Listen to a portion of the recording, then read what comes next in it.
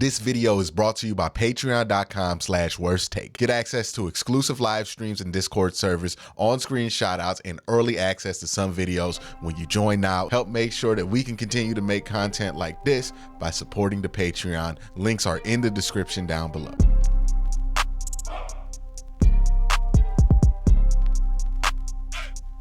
Hey, what's up and welcome to QnA, the show where I take your questions and answer them here in video format. A ton to get into, so let's just jump into it.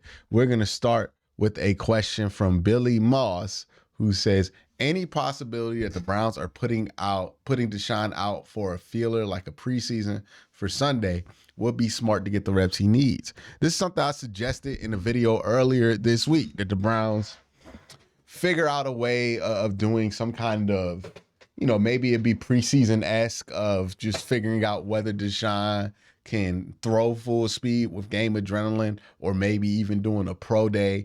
I don't think that's the route that they're going to go, or maybe they did something similar to the pro day idea on Friday when they didn't let the media record a lot of the practice reps. I think in all reality, no matter what you hear on Sunday, no matter what you hear from Deshaun or what you hear from the media, like, he's going to be somewhat limited, not because physically, but because he also needs to have a warm-up period and get back to doing what he needs to do. You're not going to come back off of a 5-week layoff and start throwing the ball 40, 45 times. Like, it took Joe Burrow a while to get back from that 5-week layoff. It takes anybody at that quarterback position a while, especially somebody who's played as little games in 3 years as Deshaun Watson has. So I think they'll put him out there the full game. And I think where they will limit him is, like, they'll try to get away with like 20 to 25 pass attempts. That's where I think the game plan is. I think we all need to remember this is going to be a process.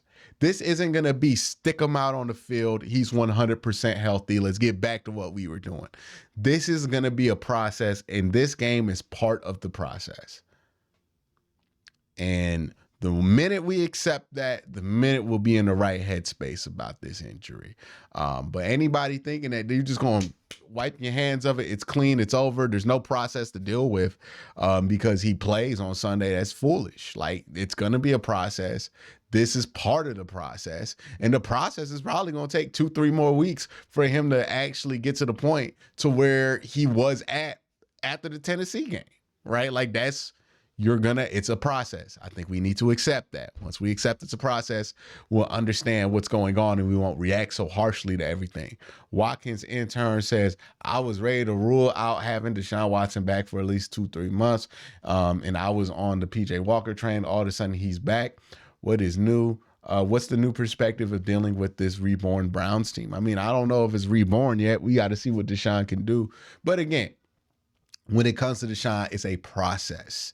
We learned this the hard way last year. We just assumed that he was going to come back off that suspension. And I mean me as well, thought he was going to come back from that suspension, be 2020 Deshaun Watson, crack back, maybe have an off game or two and be back. But we noticed that was a process. It took like 7-8 games.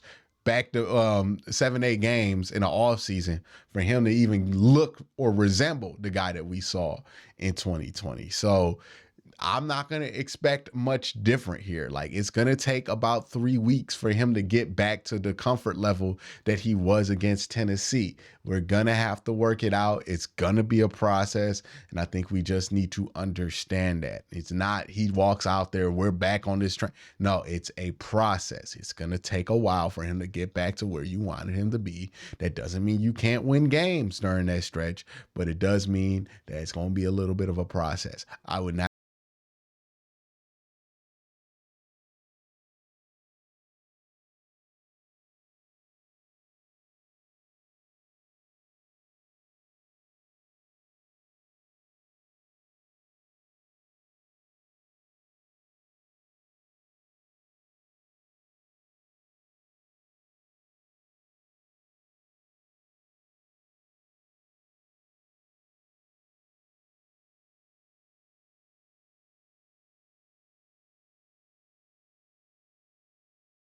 to expect here. Your vid talking about the run game this weekend was before Watson was named the starter.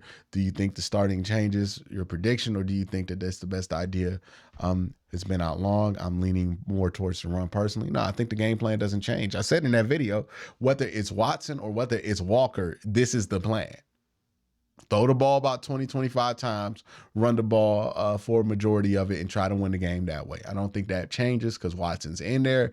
I think it even gets more solidified because Watson's in there, because you don't know if Watson is physically capable enough to throw the ball 30, 35 times. So you want to, again, work them back in there. It's a process. This is part of the process. Mr. Camtastic says, how impactful is Cam Mitchell going to be if the Gnu injury lingers? Another concern with him and rookies like McGuire and Tillman having to play.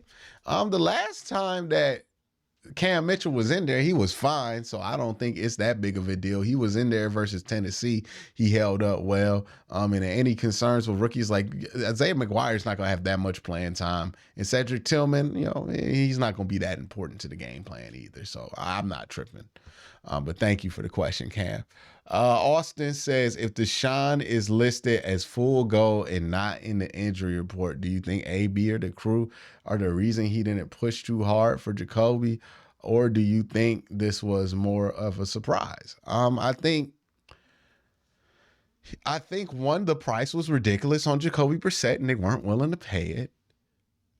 Two, I think that they felt like the difference between Jacoby Brissett and PJ Walker was worth a 6th-round pick, but not worth anything more than that. I think that's the math. I don't think it had much to do with where they thought Deshaun Watson was or wasn't on there. I think it had more to do with where they valued Jacoby, where the Commanders valued Jacoby, and where the Browns valued PJ Walker or DTR. And I felt like they felt like it was a upgrade worth throwing a 6th-round pick at, but nothing more.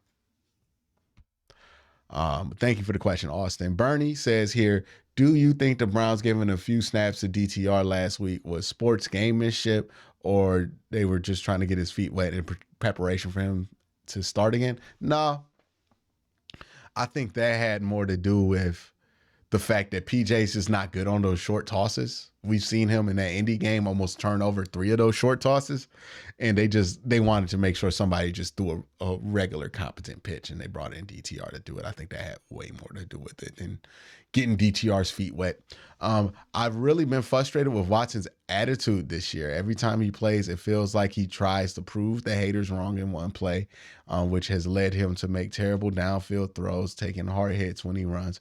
I rarely see him take a layup, which makes his receivers lose confidence and rhythm. How many times has he thrown a check down to the feet of the running back?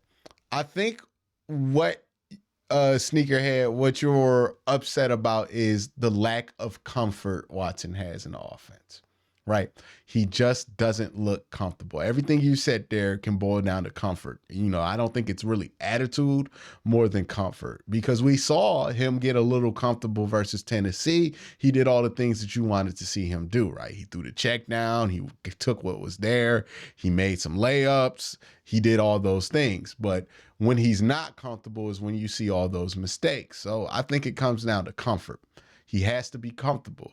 Now, how do you get comfortable? Success in reps. He just hasn't had a ton of those, right? He hasn't had a ton of reps since coming back. He needs more reps, especially in this specific offense. So that needs to come. He needs to play more. And then when it comes to success, that comes with reps. So he needs more reps. He needs more playing time. He just needs more games. And I think that's something that we have to factor in when he comes back. It's going to be a process. We weren't done with the process of him getting comfortable with this offense when he got injured. So you have that process and you have the injury process. There are some processes going on right now, and we need to expect and anticipate that for this week, next week, and the week after. Sammy Football 430 says, why does it seem like most Browns fans want the organization to be dysfunctional by saying all of the pure speculation of Deshaun Watson, whether or not he wants to play football or not?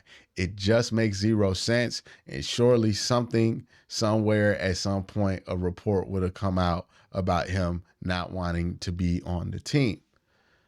I think what you're seeing from the fans and the wild kind of energy around it is due to the amount of uncertainty and uniqueness of this injury.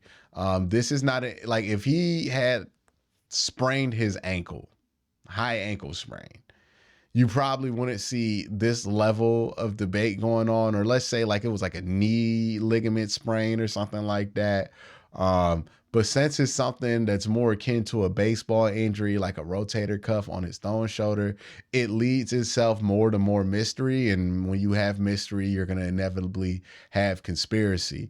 And that's just what we're seeing right now. I think a lot of this is that, and a lot of Browns fans are used to dysfunction and used to assuming that there's dysfunction no matter what. And I think that's also factoring into a lot of people's mindset about this whole injury. But at the end of the day, it's a shoulder injury. He missed 5 weeks.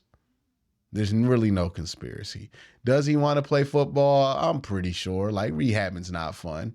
And it's not easy work. Anybody who's rehabbed the injury would know, like, rehabbing is not vacation time. Honestly, you lose vacation time in the NFL when you got to rehab an injury. So, I don't think he doesn't want to play. I think he also, wants to play, wants to be 100%, wants to play well. And I think that might be part of the problem, is that he wants to play, and he wants to play well too badly that he doesn't let the game flow to him, to be honest. But yeah, a lot of people jumped on the conspiracy wagon. In the absence of evidence, conspiracy is always going to thrive. Or in the absence of transparency, conspiracy is always going to thrive. And the Browns haven't been transparent here. And it's been frustrating because there's really no reason not to be transparent. What is going on is very functional by this front office. And instead of showcasing that, they've hid it. So it's led people to come up with all these wild conspiracy theories and what they believe and what's going on or not.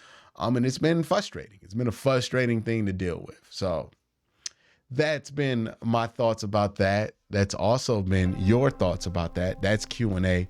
You guys have a great day. Have an even better night. Peace.